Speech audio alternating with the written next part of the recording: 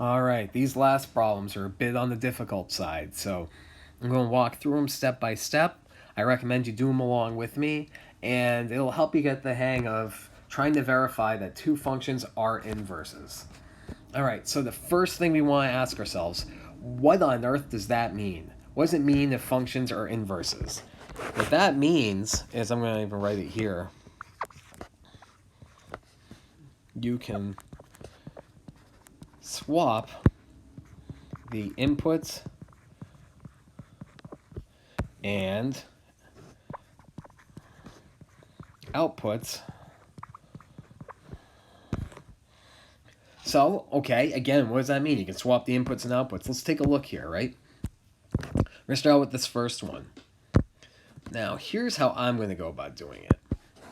We've got x here, we've got f of x, right? Over here, once again, we've got the inverse right over here. So we're trying to prove that this is actually the inverse. So we're trying to prove, is this actually the inverse to that? Here's how we're going to try and prove it, right? If it's actually an inverse, right? That means this output, right? When we plug in this expression, we should get equals input. Output equals input. That's what should be happening when we do that. Again, that's a tough concept, so let me walk through what that's going to look like. So f of x, that means we're going to be putting something in. Here's what we're going to put in. We're going to put in this expression right here. We're going to plug in that expression, 1/3 x plus 1. We're going to plug that in here. So where we had x, we're going to put in this expression, 1/3 x plus 1 minus 3. And let's see what happens when we do that. Okay? Let's see what happens. We're going to simplify it. So, step by step, we're going to have to use some distributive property first. Negative 3 times 1/3 gives me negative 1. So it's going to give me negative 1x. Negative 3 times positive 1 is going to give me negative 3. And then this isn't being multiplied. That's just kind of on its own. I'm just going to leave that. So minus 3 over here. When I solve this out, I get negative x. Negative 3 minus 3 gives me 6. What this is saying is, when I plug this in, I'm getting negative x minus 6. Now, if this were really an inverse function, my answer would look like this. I'd be getting f of 1/3 x plus 1 equals x. That's what I would be getting. I am not getting that. I'm getting this. So right now, I'm inclined to say that this is not an inverse function. But I'm going to try it the other way too, just to be safe. Because you never know. Maybe you made a mistake along the way. So what do I mean by trying it the other way? What that means is I'm going to use this second expression here. And where the x is, I'm going to substitute this whole expression where the x is. So f of 1, inverse of this input here, we're going to do 1/3. And instead of having this x as my input, I'm going to put that whole expression that I just dealt with here. So again, you're dealing with expressions now. Negative 3x minus 3. So now, where I see x, I'm going to plug in this formula. And we're going to see what happens. All right. So we're going to use the distributive property. 1/3 times negative 3x gives me negative x. 1/3 times negative 3 gives me negative 1 plus 1. Now I can multiply it out. I get negative x, and then negative 1 plus positive 1 gives me 0. Now, ideally, you might be thinking, hey, this looks pretty good, but the problem is I'm not getting x here. I'm getting negative x. That's not x all alone. That's what I want to get. I want to get this. I did not get it. That did not happen. So since I did not get that in either case when I substituted these expressions, these are not inverses. Now I'm going to state that. Not inverses.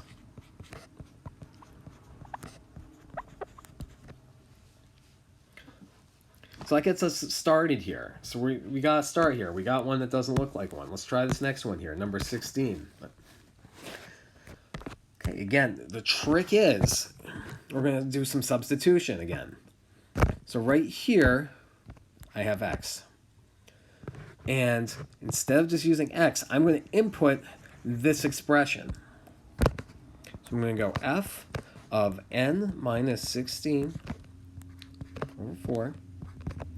And now I'm going to plug that in here for x, for my input. I'm going to plug in this expression. Again, it's really easy to make mistakes with this, so be mindful, okay? I'm going to use the distributive property. Now, here's the thing. I'm looking, it's a little easier than I thought it might be because I got negative 4 here and positive 4 here. Ultimately, they cancel out, right? I'm just left with negative 1. So I can get negative 1 times n minus 16 plus 16. Okay. Looks like it's getting a little bit better here. Let's distribute. I get negative n, negative 1 times negative 16 gives me positive 16, and then I get positive 16 here. Add these up. I get negative n plus 32. I'm looking, I'm thinking, okay, I should be getting x. Oh, why did I go with n? That happens.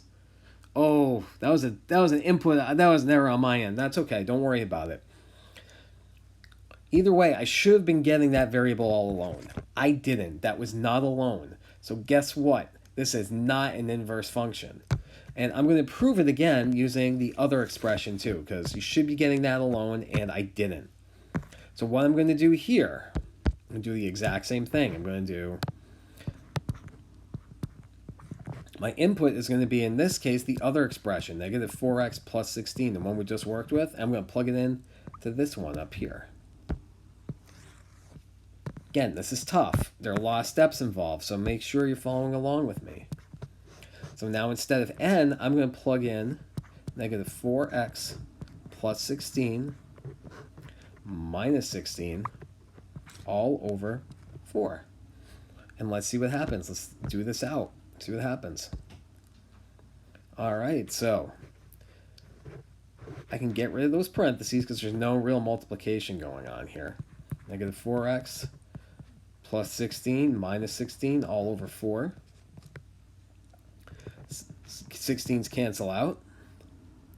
I'm left with negative 4x over 4, which looks kind of good because when you solve it, you might be thinking, okay, it looks like x is almost alone, but it isn't, guys. It's still got that negative sign in front of it. It's not quite alone. It has to be completely alone, and it isn't alone. Because of that, this is not an inverse function. And you're proving it by doing these steps. That's the key here. Last but not least, we're going to try number 18. Again, these are hard. I recognize that. So just take your time and do them along with me, and hopefully it'll get a little bit easier. So for this next one, all right, this is going to be the last one we do together today. I'm going to start out with, I'm going to do f of x. Instead of x, right, I'm going to input this other expression. 4/3 x plus 8. So what that means is in the course of this function, when I see x, I'm going to substitute it with that expression. 4/3 x plus 8 minus 6. All right, now let's solve this out. We're going to do some distributing now. So I'll even write out the distribution here, just in case, because I know some people like to see it. That's fine. And I'm going to do 3/4 times 8. I'm going to do that over here, minus 6. Let's do it out. Guess what? These cancel out, right? 3 times 4, 12. 4 times 3, 12. Gives me 1, so I get x here. I'm liking that. Let's see. 3 times 8 gives me 24. 24 divided by 4 gives me 6. So I get x plus 6, x minus 6. Watch what happens. Positive 6 minus 6, x. Boom. This is magic. This is what we want to see. It equals x. This is awesome. We're on our way now, because when we input this expression, we're getting X, isolate. That's what we want. This is what you want when this happens. So we're on the right track. But we want to check and see if it works the other way too. Which means I'm going to go to this expression, this function here, and I'm going to substitute the other expression in now. So I'm going to put my 3/4 x minus 6 equals, and do I have enough space? Oh, I'm going to have to shrink some stuff. That's okay.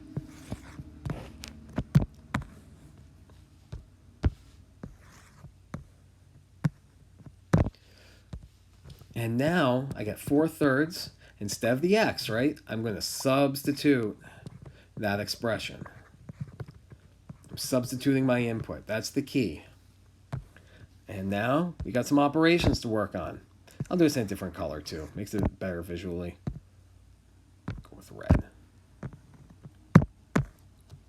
All right, so we're going to distribute now. Let's see, we get 4/3 times 3/4 x minus, we're going to do again 4/3 times 6, or I could even do plus times negative, because this is positive and this is negative, and then plus 8. Let's do this out. Cancels out. I get x. 4 times negative 6 gives me negative 24, divided by 3 gives me negative 8. X minus 8, x plus 8. I'm liking this. This looks good because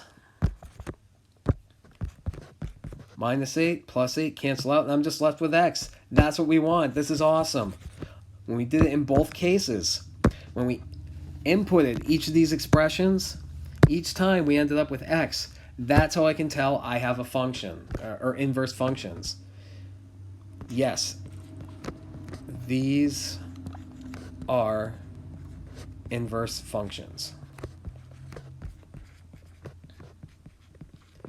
So hopefully you can see it's really easy to make mistakes when doing this, because you have so many operations going on. All it takes is, messing up a negative, adding when you should subtract, and it throws everything off. That's why it's always important to show your steps here. So just to review, right? What you're doing is in each case where that x is, you're inputting this other function, right? So to help you set this one up, I'll even get you started. I did not want to do that.